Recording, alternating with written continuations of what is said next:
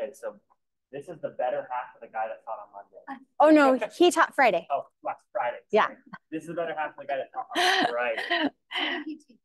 Friday. Open house. So Ben and Courtney are wrong. So. Okay. Just text her if you need anything. Okay, cool. Thanks, Hunter. Yeah, so I'm Courtney Nielsen. Like Hunter said, my husband's Ben. We work together and we own the branch out in Eagle Mountain. So if you ever out there or need to pop in for something, you're more than welcome. Let's see, I've been in real estate since 2012, full-time since 2016. Prior to real estate, I was a teacher. So I taught high school English. Trying to get to back to the beginning of my slideshow. Sorry. See, I don't know. I'm on the ALC. I'm over the education. Makes sense, I guess, since I was a teacher. Yeah, I don't know. You have any questions about who I am? I am, yes. My handle is Nielsen Property Group, Nielsen.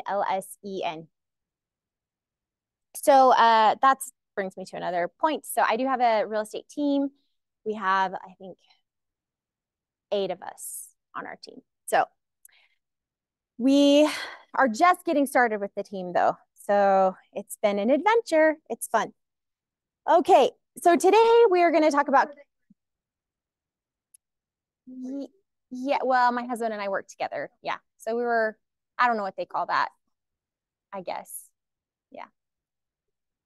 You're good. My computer is not working here, so I have to like orient myself here for a minute. Sorry. Okay.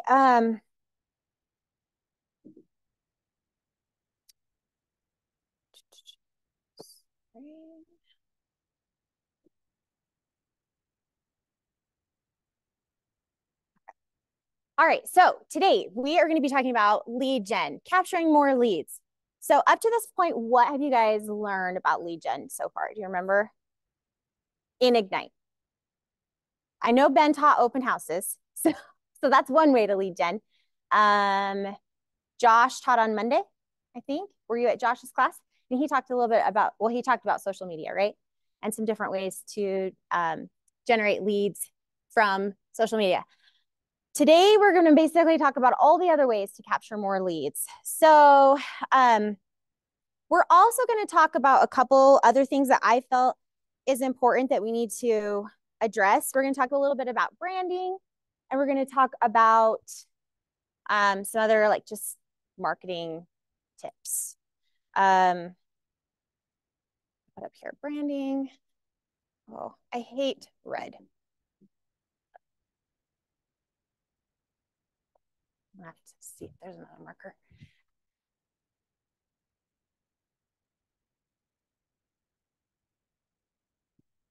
I'll text Hunter to bring me. I guess it's not that I hate red. It's just hard to see red. I'm like, and I don't know. One time I was in a class and they said, this is a long time ago, they said, if you write in blue, you're going to remember like, I can't remember the percentage, but it is, studies show that you remember like 30% more or something if you write in blue. Isn't that interesting? So then I started writing in blue. Let me text Hunter to ask him for some different markers.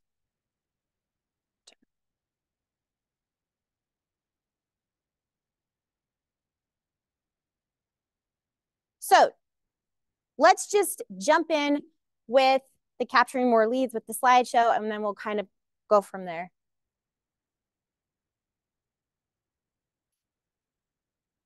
Hello? Am I gonna have to do this? This can't be, no.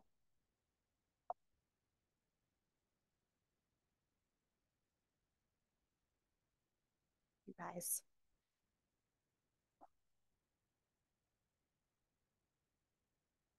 Whoa. And Hunter, come help me. We can't move past.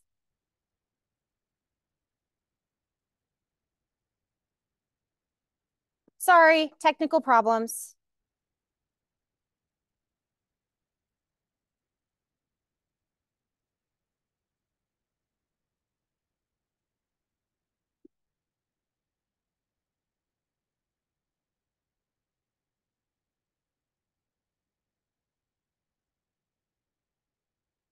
You guys, am I doing something wrong? Like I'm doing all the things, right?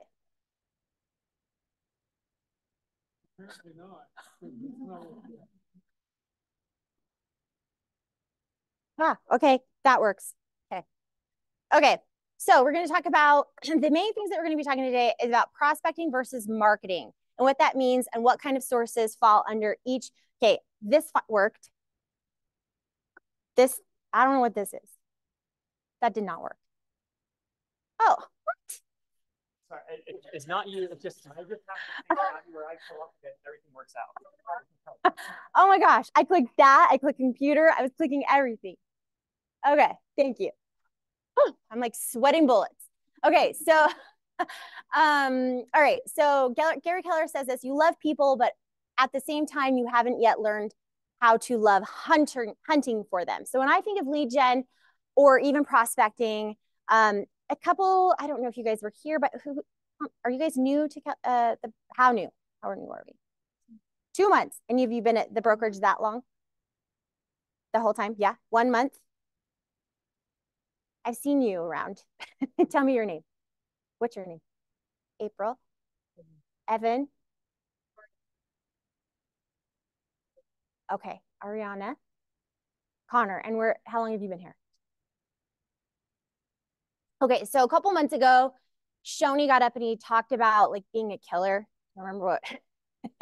And basically, it doesn't mean like, chopping people up, but but it means like have this hunting mentality. Like when you're out, when I'm trying to find a buyer or a seller, like I'm on a hunt and I'm not going to stop until I find someone. You got to dig deep. And I don't know, for me, it's really exciting. I love the hunt, especially like when I have a new buyer. I not only love the hunt of finding people, but I love the hunt of then finding a property for them and trying to get them under contract as fast as I can. It's like, let's sift through these and let's do it. So kind of having that killer mindset is what Gary Keller means here.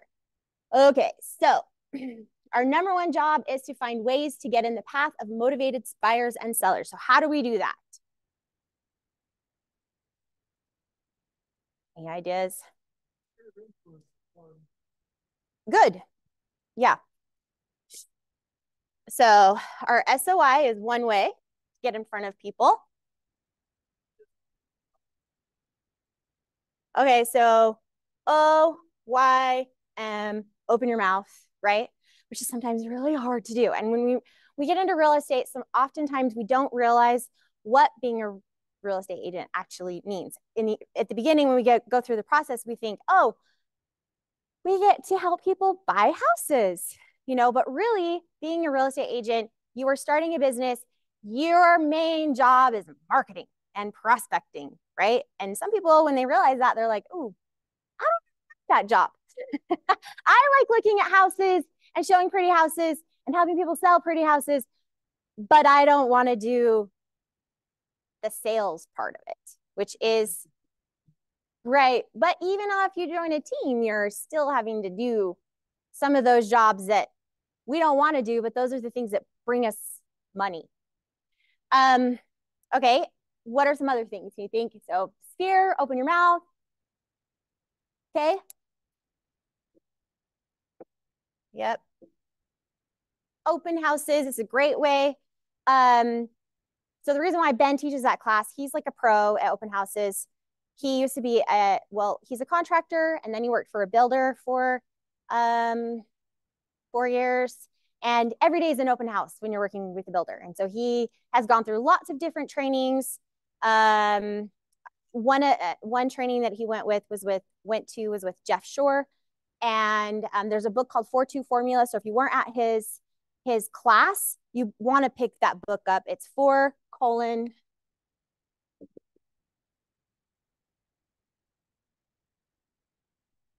I think it helps with open houses, but it also helps with basically learning how to break down barriers with people when you're talking to them and getting to know what their real motivation is for buying a house. So kind of getting 4 levels deep, right? Or when I taught English class and we'd say, okay, when we're, writing a paper, then it's like we're peeling back the onion, right? We're trying to get to the core. We're doing the same thing when we're trying to talk to people to get them, find out what their motivation is, why they want to move, why they don't want to move. If they're thinking about moving in a couple years, why are they waiting? We need to know all those things. So, all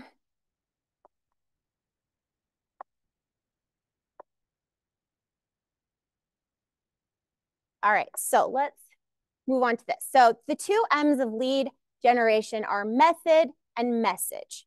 So this is where we're going to get into a little bit about branding. I think it kind of goes along with both of these things. When we're getting into the business of real estate, we often don't really think about branding because you at first you're thinking, I'm a real estate agent, but what does that mean? You are starting a business. When anyone starts a business, what do? They create a brand, right? So you are the brand. You've got to create a brand about you. You have to find out what that is for you. So let's, there's some obvious things with branding.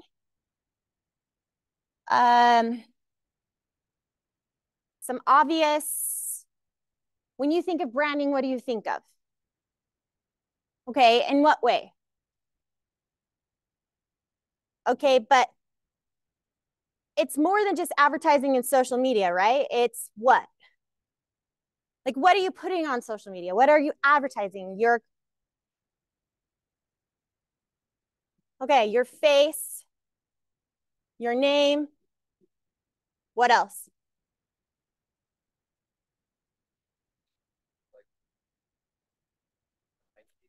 Brands themselves as this amazing. They don't even talk about wearing shoes. They talk about a lifestyle of like living amazing lives. Yes. Okay. Thank you. So what would you say that like? What's a word for that? Maybe. Okay. What is your identity as a realtor? What kind of message are you sending to people? You have to, it's the visual stuff is one aspect, right? Your name, your fonts, your colors, you want to use those every time you post something because people see that recognition. I mean, we only need to see the swoosh sign and we know exactly what they're talking about, right? And kind of like we're saying, so when I was in college, I was going to tell you how old I am. 20 plus years ago, I was doing a paper on this exact thing on symbols, and there was at that time they were kind of changing Nike was kind of changing and they were adding in the women, like really focusing on women, I guess, at that time in like the late 90s. And there was this ad and it was like a woman running through the woods and you could just hear the never said Nike, never said anything. But then they like showed this woman in all these different areas wearing the shoes, racing, I can't remember, or running, can't remember all the different things. But it was, like you said, a lifestyle. They're trying to say, hey, you're going to be this strong, powerful woman wearing our shoes, right? That's anything we do. Okay, so going back to real estate, how can we create that identity online where our messaging is you're being okay, good. Okay, consistency. So whatever you're using for the visual stuff has to be consistent, but also not only that, we have to also do it like often, right? If you're going to post on social media, it's okay if you post one time a week, but you got to do it every week, right? Sometimes we think in our heads, oh, I have to post 10 times this week. No, you don't have to post 10 times. Like start small. Yeah. Okay. Okay, make a goal and stick to it. Lucas, what were you going to say?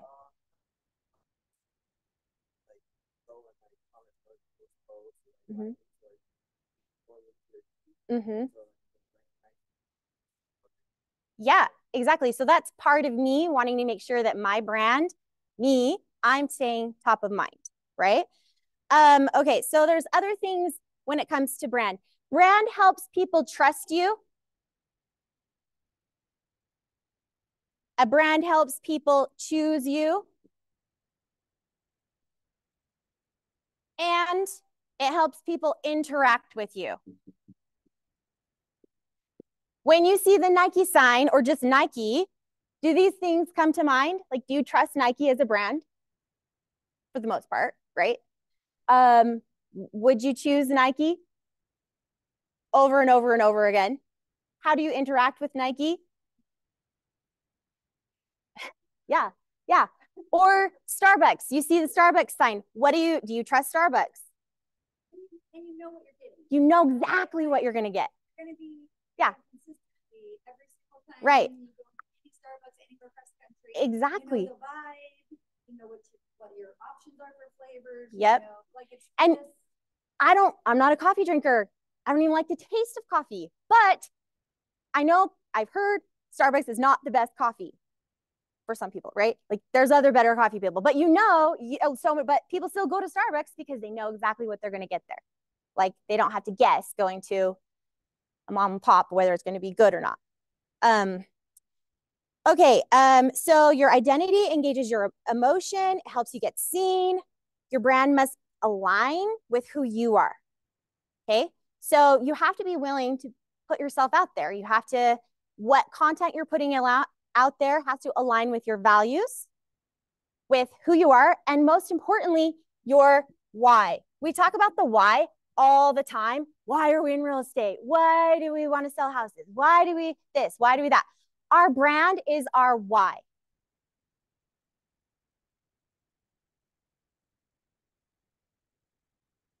So adding to this, what are your core values as an agent?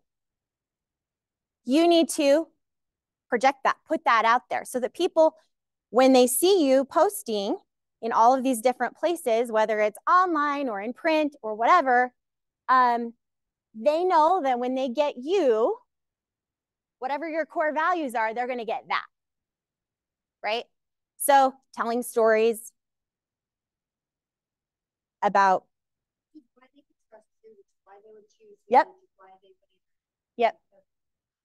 Yep. So you have to present that. So I don't know. This didn't click for me for several years when I was doing real estate at the beginning. It took me a couple years when I was like, oh, the light bulb went on. I have to put this message out there. And no, it's scary. We just got to do it. You have to be willing to do that. So so it's our message, it's our identity, it's our voice, it's the benefits of you. Then we have our visuals, right? This part of it. And okay, so then you also, once we get all of this kind of squared away, it's a lot for you guys to think about over the next little bit, but you guys are just starting your real estate business. So this is the perfect time to think about this. Like, you're not in this for the short term, right? You're in this for the long haul. Real estate is a long game. In every way you look at real estate, it is the long game. We're not going to become overnight millionaires doing real estate, but you can become a real millionaire in real estate in the long game, right? So we want to create this branding. We want to create this identity because you're here to stay. And your friends, family, your SOI, they're going to see that. And when they see that, this happens. They already trust you, love you, like you, want to work with you, but they want to see that person in your realtor avatar. Who's that realtor avatar? Who are you? Because they do want to work with you. They just don't, maybe not quite trust you yet in the realtor space. So what can you do to create that trust with the people that you already know? Because we're going to talk about all these different lead gen ways, but I'm telling you, the one way to get leads is in your sphere. And that is hard. at first because you don't want to talk to them at first, right? You want to talk to other people, but they already like you, trust you. They already do. So start there. But there's ways to do it where you don't come off gross. Okay. Along this now, okay, so now let's switch gears a little bit. Once you've created this brand for yourself, you want to think about, okay, who are going to be my brand advocates? Who's going to, and I call these people sneezers. So there's people in your sphere who will always recommend you no matter what. And for me, like there's people in my immediate sphere, but then like there's these two ladies that I'm kind of friends with, I'm acquaintances with. I met them through tackle football. Our sons were on the same football team and they were on the same football team for several years, you know, so we were friendly, hung out at the football games, never hung out with them outside of that. But on the city Facebook pages, they're my number one sneezers. One lady, somebody asked a question about real estate and she's like posted and she's like, hey, ask Courtney. I consider her the local expert in Saratoga. And I was like, you know, like that was like the best compliment. I've never done a deal with her, nothing, but she's a sneezer. She's definitely one of my brand advocates. I have another girl in the Eagle Mountain page, same thing. Whenever somebody asks, who's a realtor in Eagle Mountain? She says my name every time. Okay, so she's one of my advocates, or they're some of my advocates. Who else can be an advocate? As you're designing your brand, you want to think strategically about maybe who those partners could be. Some of them will happen without, like organically, you know, but some of maybe you could strategically plan who those partners might be for you. Let's see.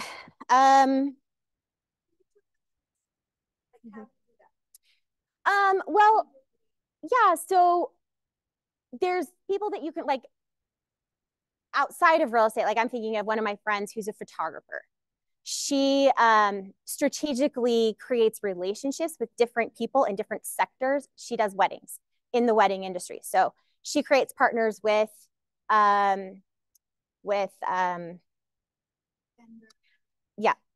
vendors, your wedding planners, your, you know, all the different people. But we can do the same thing in our industry too.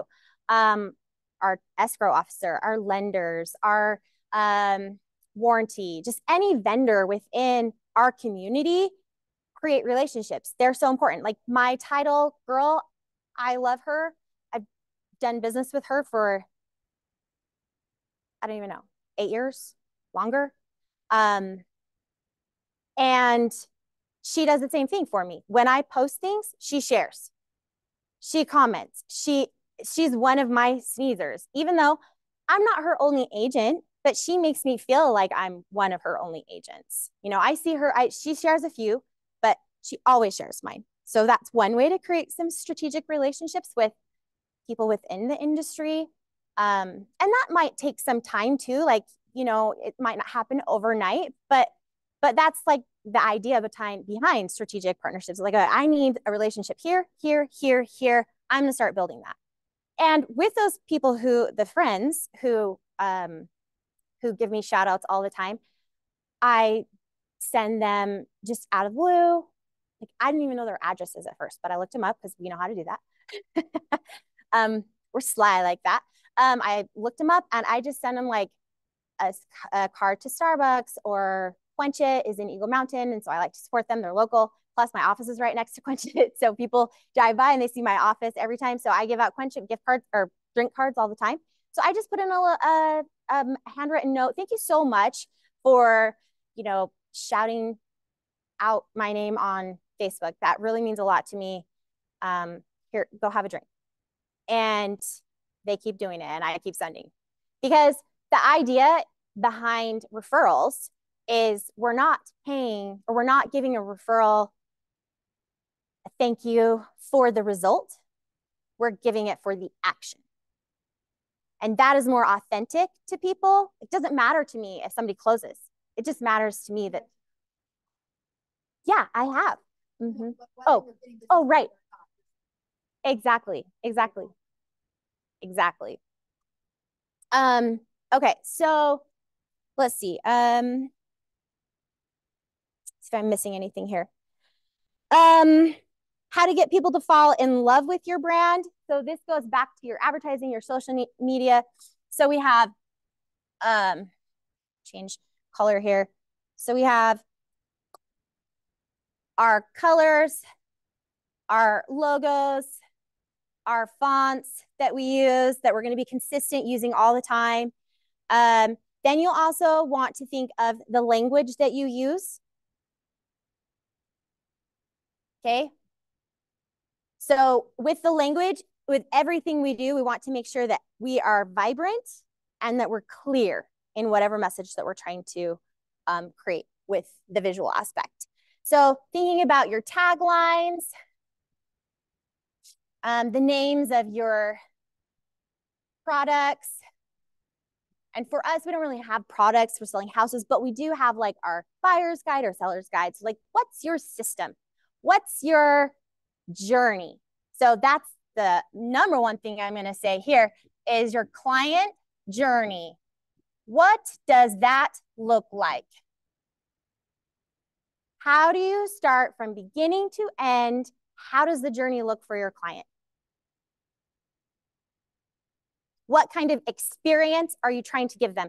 Think of Nordstrom. What do you know about Nordstrom? Anybody know anything about their customer service? Like what, when you go to Nordstrom, what happens? Above and beyond anybody else. I mean, anything. Yes, anytime you buy something, they don't just toss the bag over the thumb. They come around the side. They're like, thank you so much. Here you go. Any kind of problem, they take care of it. You can return anything to Nordstrom at any time. That's why you do. Kind of like Costco, you know, you can return anything to Costco too, right? Well, for the most part. I think their tech has some time limits, but pretty much everything else you can return. What about Chick-fil-A?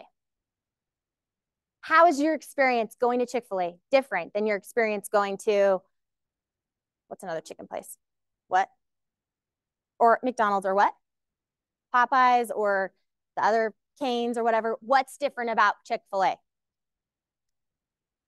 Yes, they always say, my pleasure, which is kind of cheesy, but I remember that, right? Yes. And you feel good when you go there. And it's like, and the quality of the chicken's pretty, okay, it's real. It's a real piece of chicken. So that's good. Yeah. So your experience at Chick-fil-A is different than maybe at some other places. So what kind of experience, that's part of your brand, are you going to create for your clients? So what does the client journey look like when you get a client? What do you do with them? What's the next thing you do? All the way to the very end. And then after, it's not just when they close, but what's the experience? This experience and the journey continues after you close, right? Like you could go a whole, at least a year, but once somebody's in my database, they're in my database forever, which is another thing we're going to talk about, which is what was an aha that Ben had 3 years ago at family reunion. You guys, we've been in real estate. We've owned a construction company for years and years and years, but for the light bulb went on for him for the first time. Your database is your business. So that comes along with our marketing and our prospecting. The more people you have in your database, the more chances you have to make a sale, make money. Okay, so what? Build your business. Yes. Okay, so the 2 M's, what's your message? And okay, what's your method? How are we going to, I mean, these are basic steps, right? Watch the market, make an offer, target your audience, marketing conditions, blah, blah, blah. But really it comes down to, what is this? That's your message, right? These are kind of like the things, the steps that you can do that, but really, what is your business identity? Okay, what's our method? Okay, so that goes along with like our advertising and our prospecting. What is that gonna look like for us? And when we're doing that, we need a time block for both. Marketing and prospecting are two different things. And then prepare, take action, and maintain. All right, let's go to the next. Okay, leads are everywhere. Like you said, we just have to open our mouth. I am not this bold, but I have a friend, Mindy Fung. She's an awesome agent. And she picks up leads literally everywhere. She'll be in Costco, just shopping along, and then she'll come up next to somebody and then just start making a conversation. And the next thing you know, she's doing a deal. And I'm like, how did you do that? Like, I would never do that at Costco, but she does it. So you do have to be willing to take risks and open our mouth. All right, so we're gonna approach somebody, try to find a way to connect, and then ask for the business. Any ahas up to this point?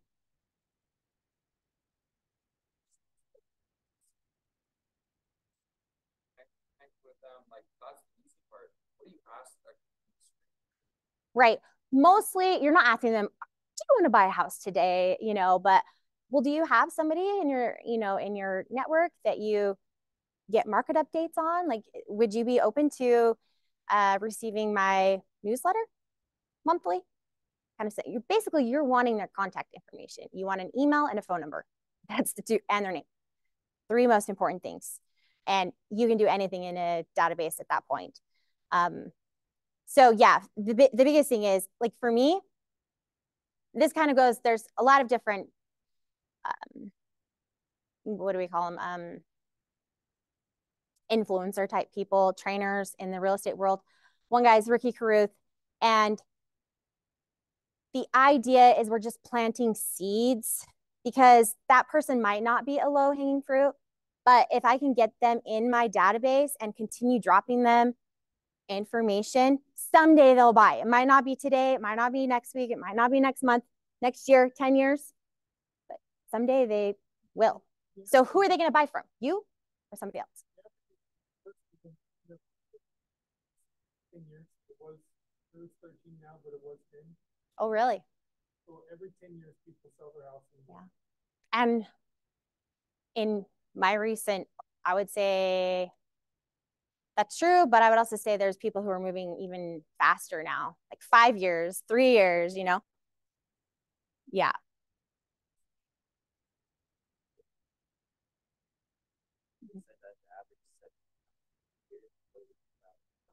Interesting. And is that for national or Utah? Utah, 7 to 9 years. Yeah, that makes sense. So yeah, we're not like, I'm not going to ask somebody to like sell their house, because I feel like that's weird. I like the backdoor approaches to everything. Like, I'm just chill. Just want to be your friend, and I want to be your real estate expert. Come to me for all your questions. Do you have a question about needing a contractor? Call me. Do you have a person who needs Christmas lights? Call me. Do you have anything that relates to the house? Call me. I'm a connector. And that's what you are. So if we're also, people can feel too, if you're doing it to make money. So you got to remove all of that and just genuinely want to know them and want to help them. I'm here to serve you. I'm here to help you. And if they can feel that genuine feeling from you, they'll connect with you. Did that answer your question? Okay. Anyone else? Uh-huh. Okay. Let's move on. Okay. So lead generation is a contact sport with simple rules. It means making contact with people through prospecting and marketing. So we're going to talk about what that means. Kind of going back to what you guys were just saying, the likelihood of a move, 7 to 10 years. And we do this. When somebody says to you, hey, like they just say anything with a slight hint of, I want to look at a house, or I want to look at this, they are telling you they're going to move. Listen, follow up, keep in contact, do whatever you have to do to stay in front of it. Yeah, my place is too small. Have you seen anything in the area? They're going to start looking soon. that is them asking you, hey, help me. I don't know how to help myself. And if you can't help me or you don't start helping me soon, I'm going to go to somebody else and they'll help me. So, okay. Well, let's get to the prospecting. Okay. So prospecting versus marketing, put up 2 columns and let's go through those. So marketing can be very money intensive, and it's generally passive. I even think marketing and advertising are 2 separate things.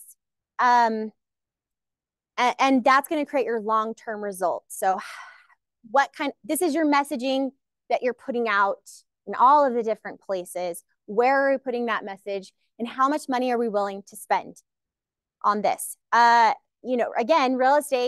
being a real estate agent is a business. It costs money to make money. Are there free ways that we can generate leads? Yes, but it generally does take money to make money.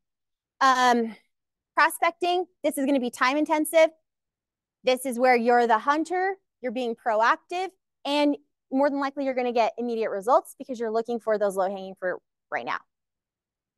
Prospecting, you would say is what? Like door knocking? Yeah, we're going to go into all the examples. Whoa. What? Am I going back? Oh, thanks. Okay, yeah. So prospecting.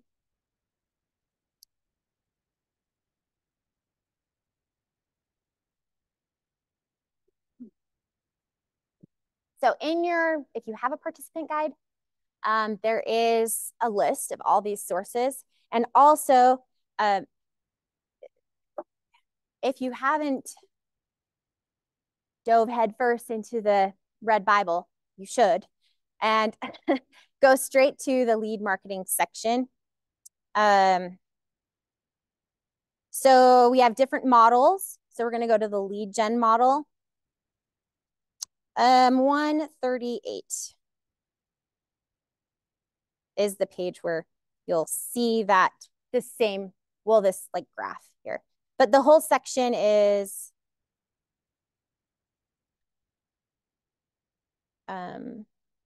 it starts on page 133 is the lead gen model. Okay.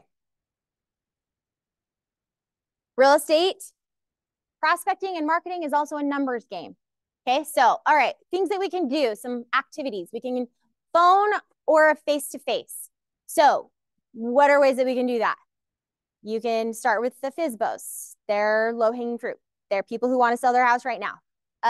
You can go to the expired listings. These are also sellers who have already they want to sell their house. They just couldn't sell their house. So what was the problem? Maybe you can step in and help them sell their house because they do want to sell. If not today, if not next month, probably they're going to try again sometime this year. You want to try to get in front of it. So those are 2 different ways that you can do that. How do we find FSBOs and expired listings? Well, you can do the research on your own and do it on the utahrealestate.com, or you can subscribe to RedX. Actually, there's a couple of different ones, but the RedX one is, I think it was created by somebody from Utah.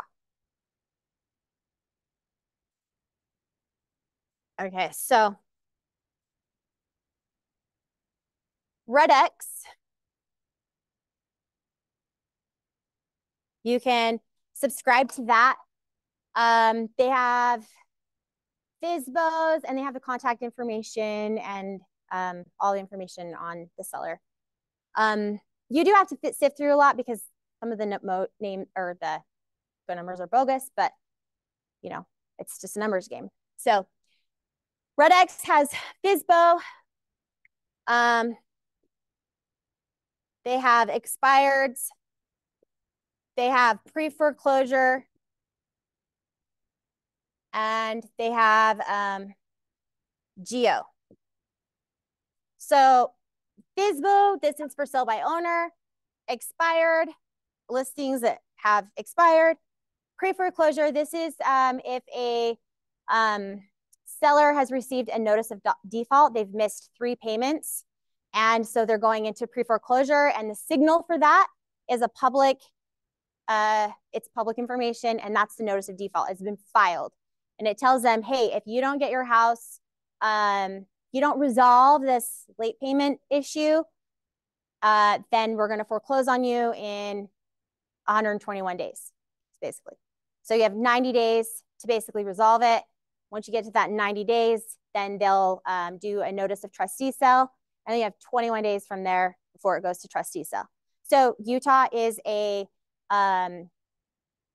a non-judicial state, which means that things go through a trustee. So we are trusteed, everything's in a trust, like through the way we do our deeds and stuff. So it has to go through, it's called a trustee sale, not a, it's not like an auction. It's a, yeah. So once it gets to that point, then there is a period. Oh, and the interesting thing about notice of defaults is once a notice of default has been filed, typically the bank will not allow you to just make one payment. You have to catch up all the payments in order to remove that notice of default.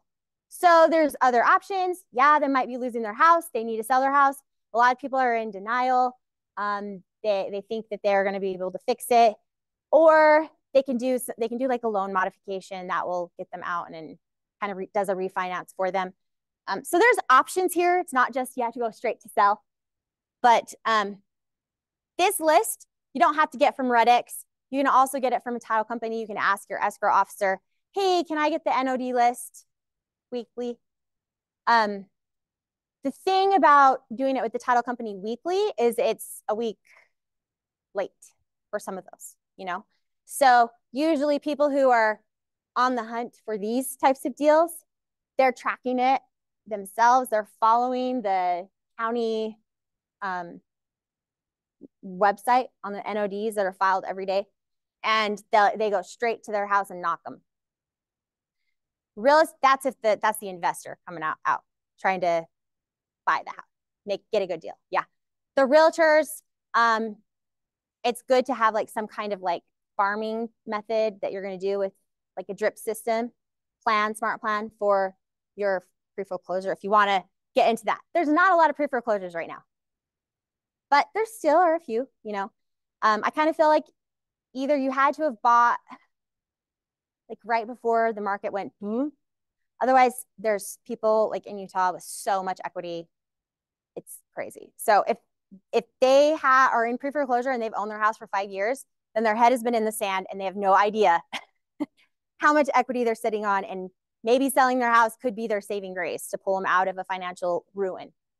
Okay, so geo, this is kind of like circle prospecting. So what you can do is you can put in an address and it will pull, and you can say, I want 100 houses around this address, and it will pull it up for you.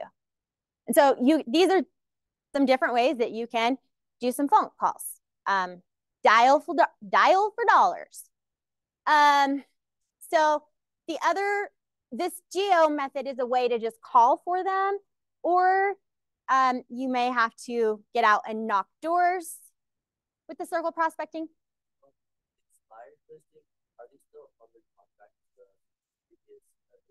When it's expired, no. However, that doesn't mean that they haven't re-signed with an agent. So you do have to tread carefully and ask. If it's been withdrawn, they're still under agency. Okay. Circle prospecting, you're going to go into the neighborhoods.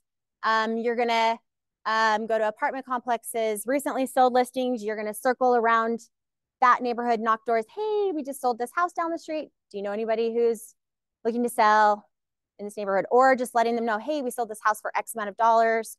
If you went under contract really quick and you sold for more than what you thought, that's a great thing to say to people when you're knocking doors.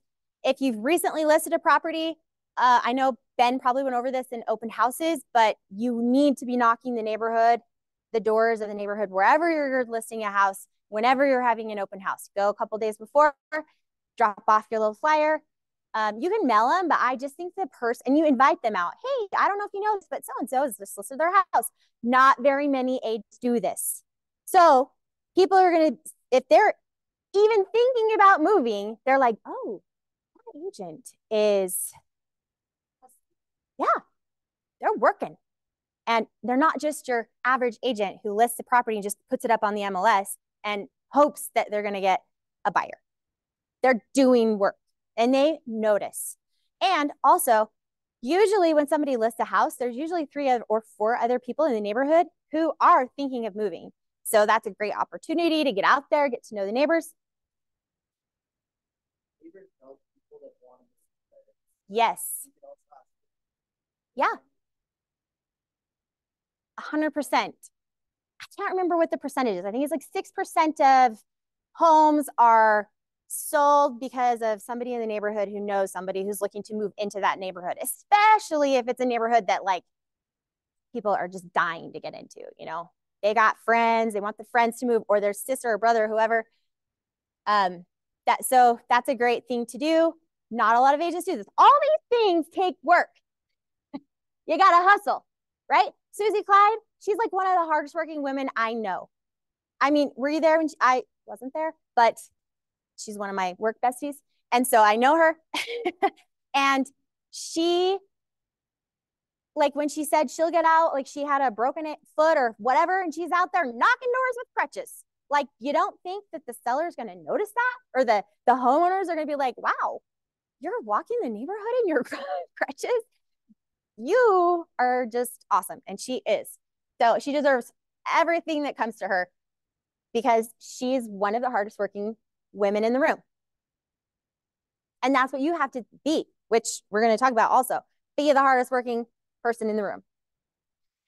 Okay, community outreach. I love this. You can volunteer, do charity work. Also, wherever you're trying to build your business, Utah's kind of tricky, I feel like. In other states or in other cities, there's like defined neighborhoods and areas where like, I'm only going to work this area. I'm going to farm that part of the valley. Here in Utah, I feel like we're so familiar, like we could do the whole Wasatch Front, right? We have all these places we can go. But really, if you think about where do you live,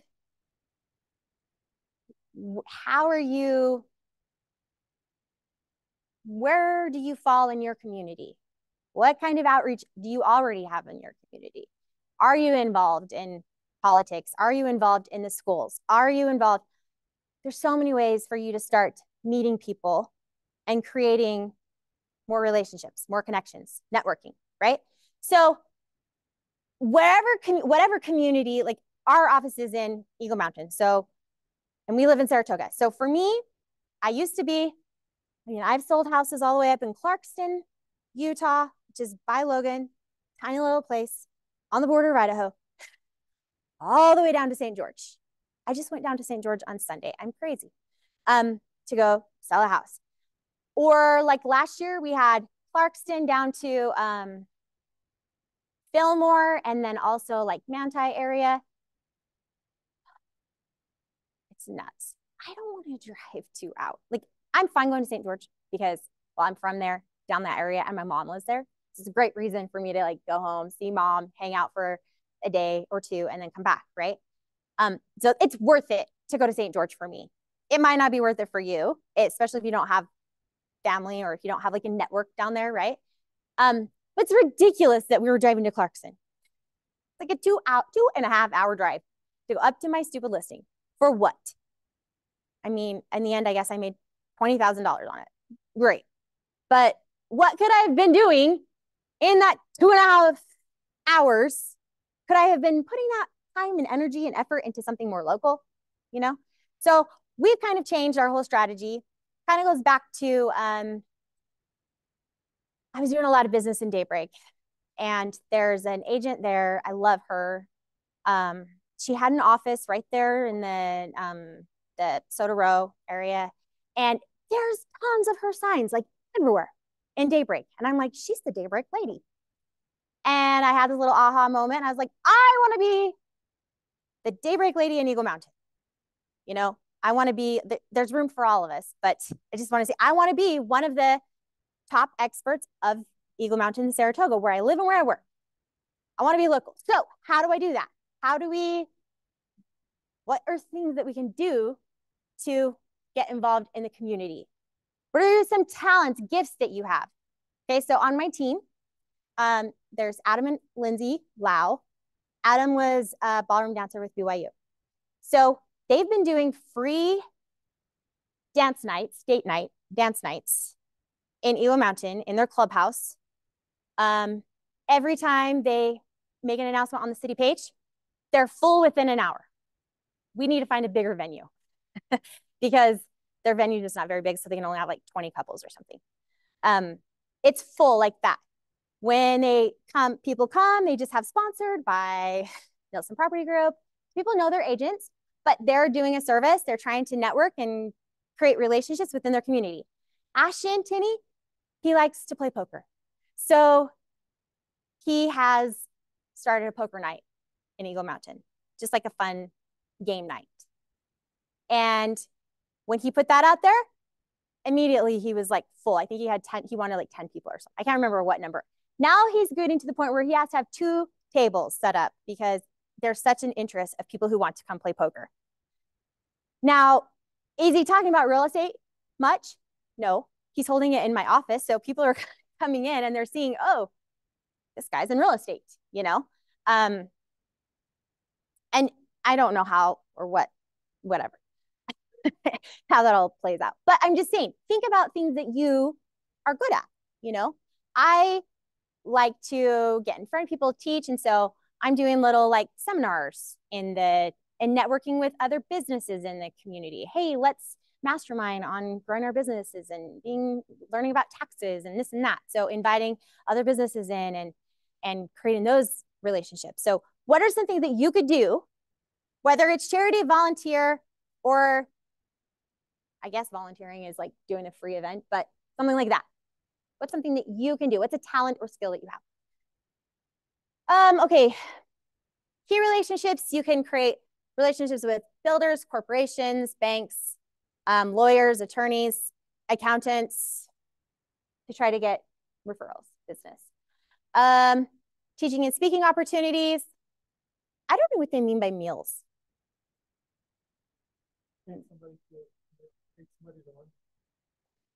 Oh, yeah. Okay. Okay.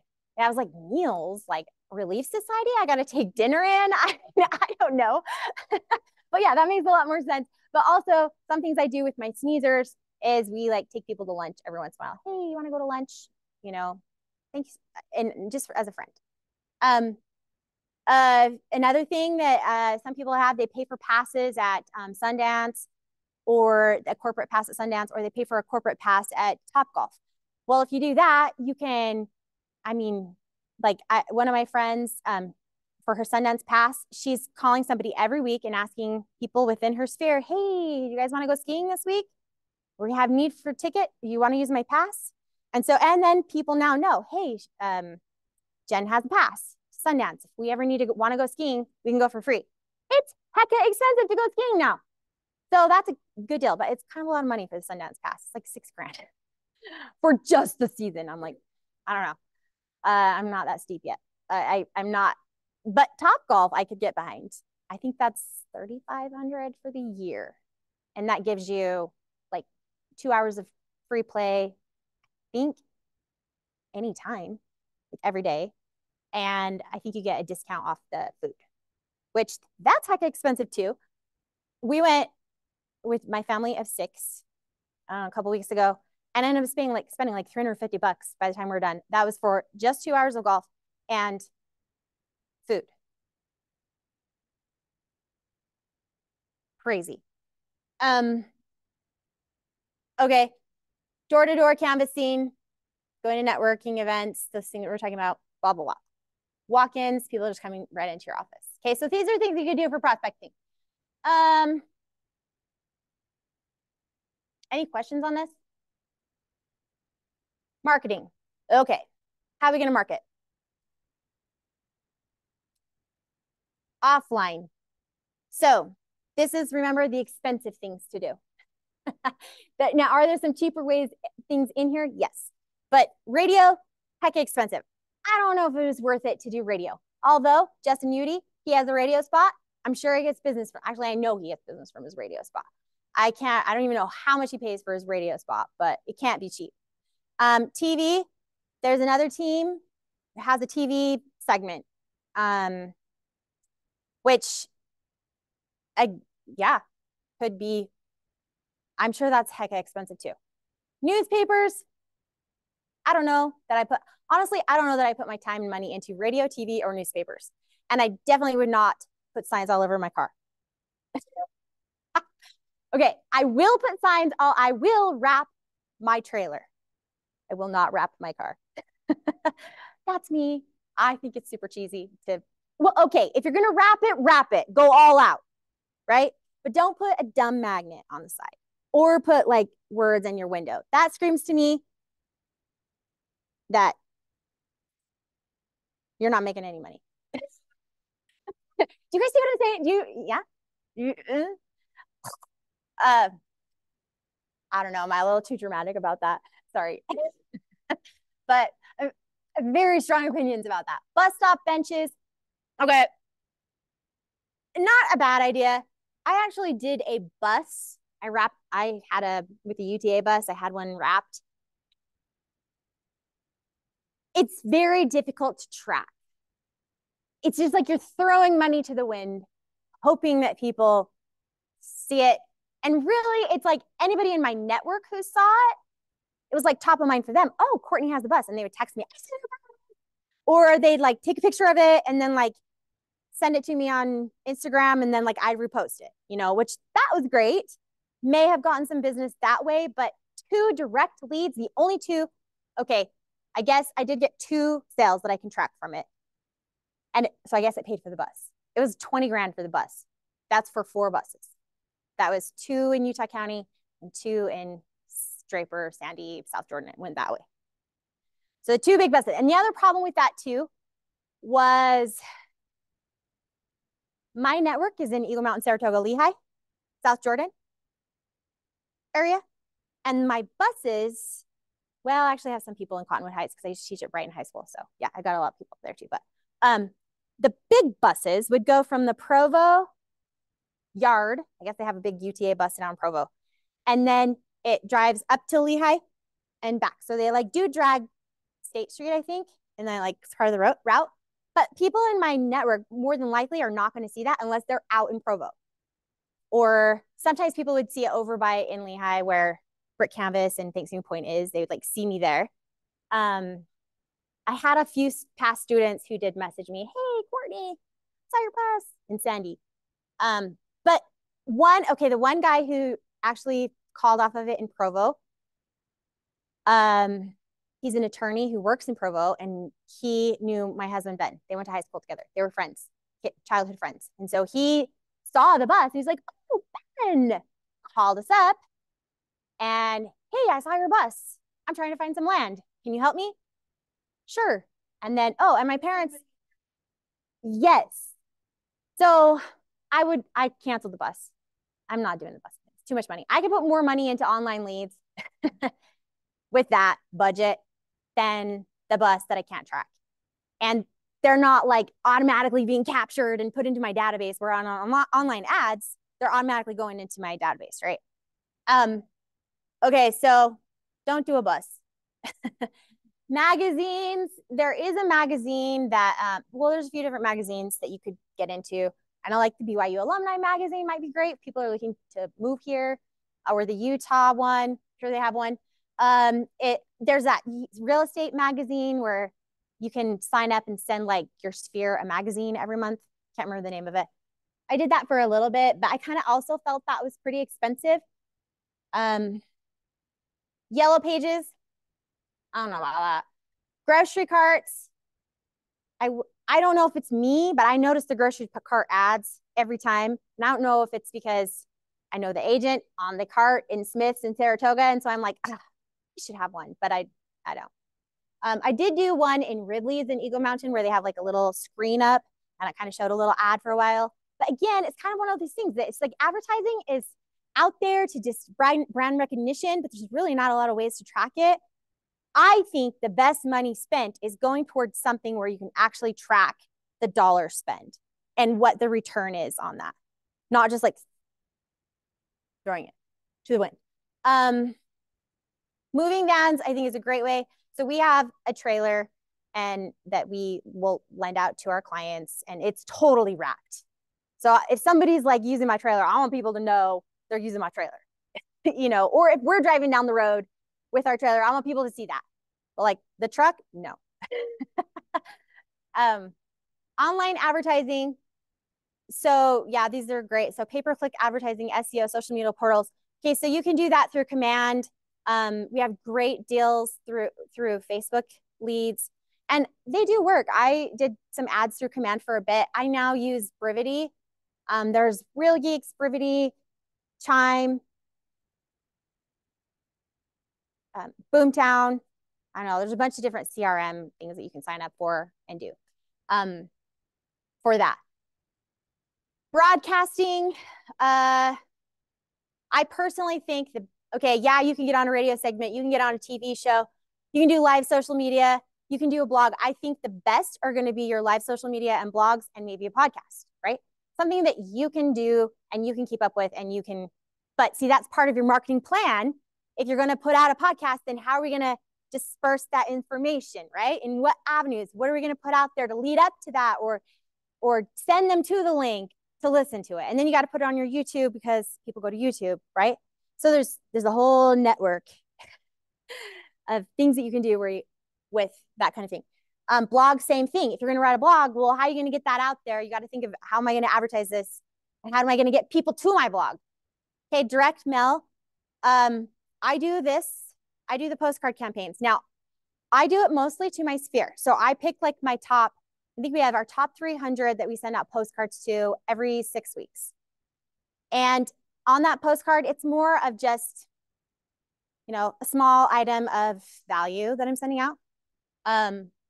I will sometimes do I do the just listed cards, and then the just sold cards. I just watched a reel or TikTok on somebody talking about the just sold. Instead of just saying just sold, like actually break it down and tell them like kind of like some bullets on how you got it sold. Like on the market for 10 days, received 2 offers. I mean, if we're, you know, just sold for X, like give some real stats instead of just sold. Because that will connect with people more. They'll read it probably. Your quarterly market update. I wouldn't mail this out, but if you don't have a newsletter, that's the first thing you should be doing. 100% first thing. It's almost free. Like if you get a membership to MailChimp, it's like, you can do a free version where you can get so many. And then if you want to like upgrade, it's like $20 a month. Best way to keep in contact, keep in front of your network. Oh, you can? Oh, I didn't realize Canva did that. That's cool. Promotional items and swag. I would say as you build your business, think about that. That's part of my client journey is my swag and my first promotional items.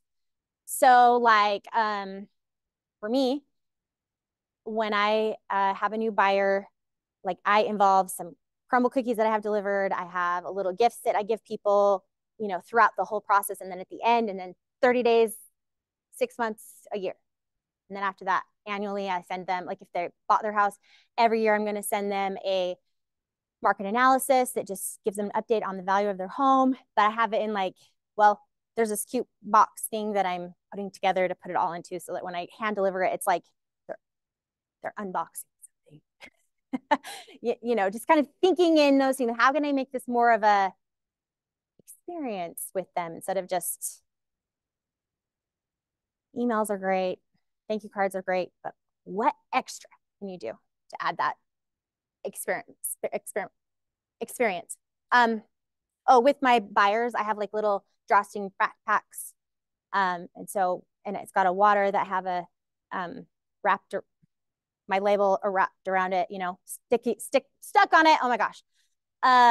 With like pen, binder, tape measure, all in this. So when I meet a buyer, like here's your little care kit, right?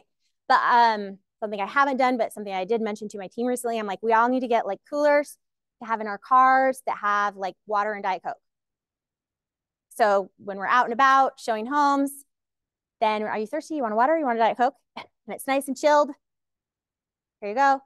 They love you because everybody gets thirsty while you're out showing homes. But also having like, you can make it a little bit nicer. You can even like brand your promotional notebook and a pen, you know, so that as they're writing notes, I like to also print off. I know this, I'm old and I like to write on things. Like techie stuff is fun, but it's like, I don't remember things. I have to like physically, you know, write on it. So I like to actually print out the listings that have the information on it. So when I meet my clients, I give them the houses that we're going to see. And then as we're going through them, they love it too. Like even if they're younger and are okay with looking at it, but they don't have to pull out their phone, right? They can just pull out their papers and they're writing notes on it. And they're like, oh yeah. And they don't have to, and then I'm not buried in my phone looking things up because we have them right there. And print in color. I think black and white is cheap. So do you want to give them the Nordstrom experience or or not? Okay. And then you can sponsor people like when my son was on football, you can sponsor sweatshirts, you can do the banners, you can do the schools have the banners, sponsor the band, sponsor the cheer, whatever. Okay. Just a couple things before we finish up. Always provide value. The more value you can provide for people when thinking about this client journey, you also want to think, what if this is something I want some homework for you, okay? This goes down to your marketing.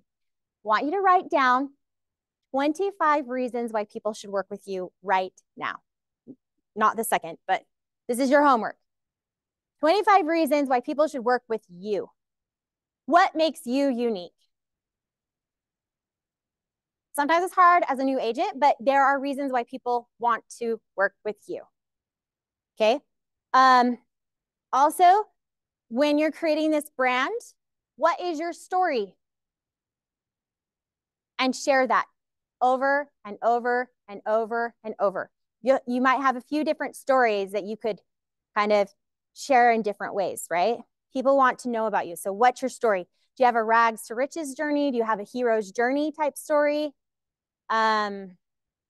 What's your story? What's the story that you want to tell the people? Okay, so that's your other second homework. Your third homework is I really want you to put some thought into your client journey. How do I want this to look for my clients? What kind of experience do I want to give them? And okay, here's another thing. Our business is dynamic, right? Nothing is static. What you decide today does not have to stay that way. Even your branding does not have to stay that way. If it's not working, if you're not getting the results, rebrand. When I was a teacher, you guys, I taught ninth grade English. The two books that we taught were Romeo and Juliet and To Kill a Mockingbird, always, right? So I could teach the same lesson on Romeo and Juliet if I wanted to, every time. But every semester, I was constantly looking for ways to improve, make it better. What else can I do? Did they like this? No, but they really like this activity. Let's pull this one out, you know? It's the same thing with your business right now.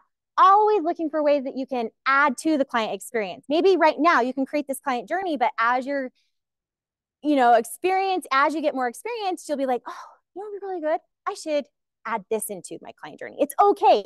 Nothing that you decide today has to be that way forever. That's something like I have young adult kids. I have a 21-year-old, almost 20, 18. And I feel like my 21 and my 19-year-old, I feel like they think that like whatever life choice they're making today is like forever. Like if I choose this career, this is forever. No, it's not. Like everything we do, we're constantly learning. It's part of our journey. And Be open to new ideas, because that is going to set you apart in your business. This I have, it says, forming your brand architecture. Every piece that you put out is important. So you need to be thoughtful in what you're putting out on all of the different places that you're advertising or prospecting. Plan for longevity, be innovative. So think about always learning, always how can I do better? Research and learn about marketing, because that's only going to help your business be better, right? And let's see if I'm missing anything else. You can get agent to agent referrals. That's another way to get leads. We have a great network. There are people who spend all their time networking with other agents within KW all around the world. You can go to the KW, in our command, there's a place to find all the agents everywhere. And what they do is they like call you, they're looking for a referral base, and then they like put together another little packet, send that out. And then they also have a drip funnel, sales funnel, smart plan for keeping connected with you, so that when somebody that you know is moving to Pennsylvania, you have an agent and you're going to get paid 25% or 30 or whatever you. Oh, here it is. Our referral network. You can go worldwide. So business to business, we talked about that. Farming. This is where you choose an area, you farm it. Like for me, we're choosing Eagle Mountain right now. Farm in that area. And for me, if I'm out door knocking or calling people, if the low-hanging fruit happens, but more importantly, I'm looking to establish a long-term relationship with somebody. Like I'm just making a connection, planting a seed, putting them into my database, and keeping contact with them through all the different, like plugging them into my journey, my experience, my brand, right? Hey, go to here. Hey, go here. Hey, go here. Hey, go here. And then sending them those bits and pieces of, here's how the market is. Had a lender yesterday, one of my referral partners for lending, he called me on Monday and he's like, hey, we got this new program that allows for the DSCR loans. And he's like, first of all, do you know what that is? Yes, do you guys know what a DSCR is? It's an investment loan. So you don't have to use your income. You can use the income from the property to buy an investment. So there's some new loan products that are coming out for like Airbnbs. They didn't used to allow Airbnb income as part of that DSCR, but now you can.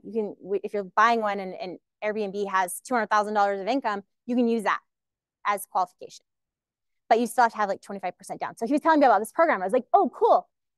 Can you send me the link to your video on that so I can put that in my newsletter? So now I've got something new to share with anybody in my database who wants to invest or get into investing. So farming an area, this also, like you said earlier with our branding, consistency, farming, consistency, okay?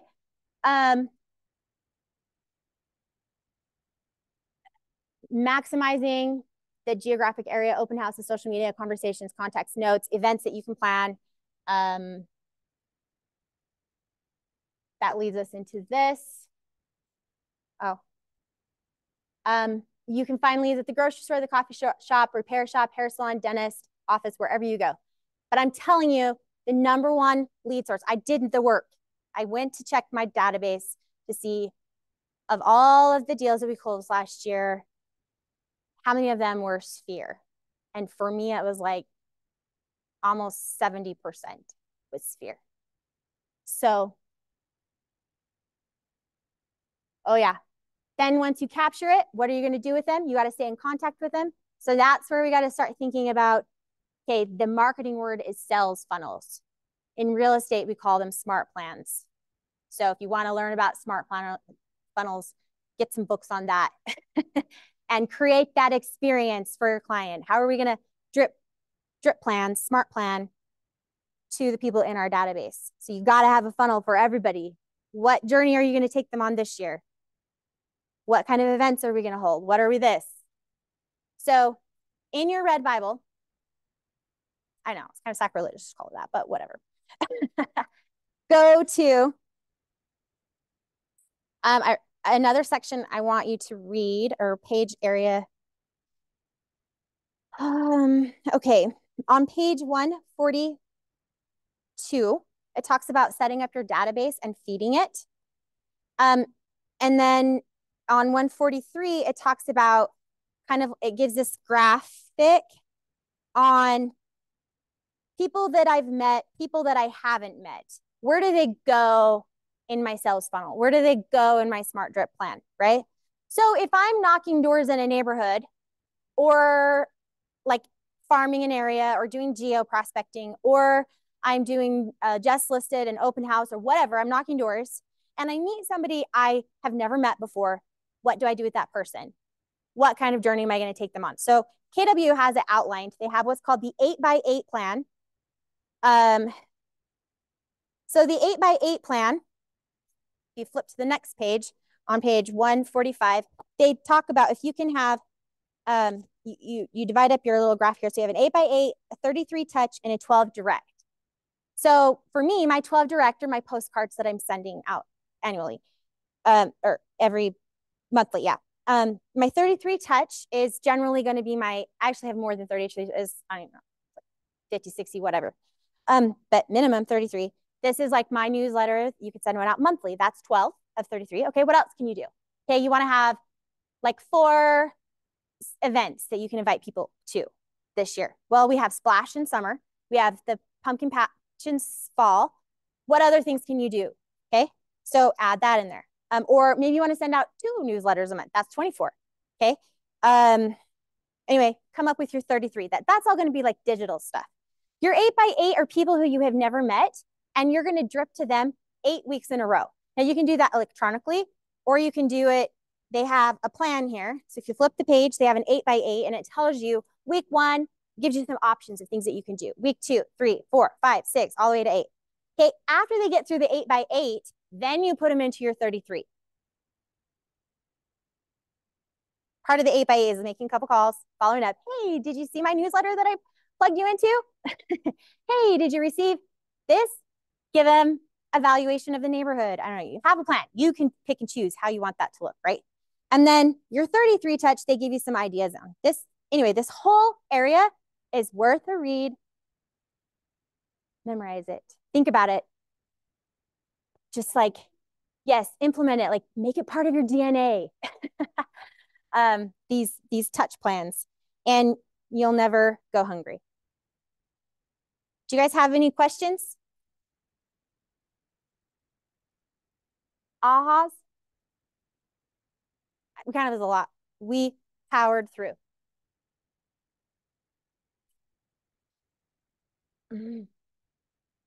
I think that's the end, but we've basically said this over and over and over again, right? Yeah. Okay. We're done.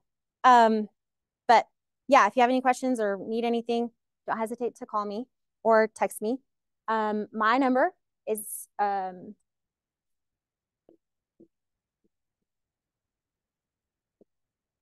and I am Courtney Nielsen, and our website. Oh, we didn't even talk about websites, but that's part of your plan. And everything goes back to Nielsen Property. So on everything, you'll find us at Facebook/Nielsen Property Group, website Nielsen Property Group, Instagram Nielsen Property Group. Everything is consistent.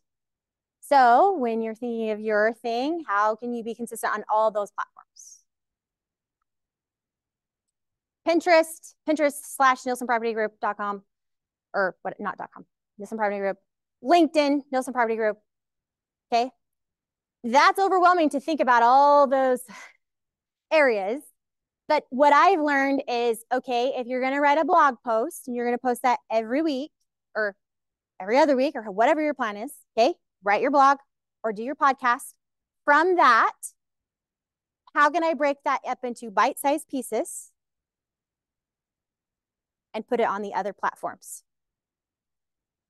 If you're a LinkedIn person, put it there. I'm not a LinkedIn person. I need to learn LinkedIn because there are lots of business people. and business people have jobs and need homes.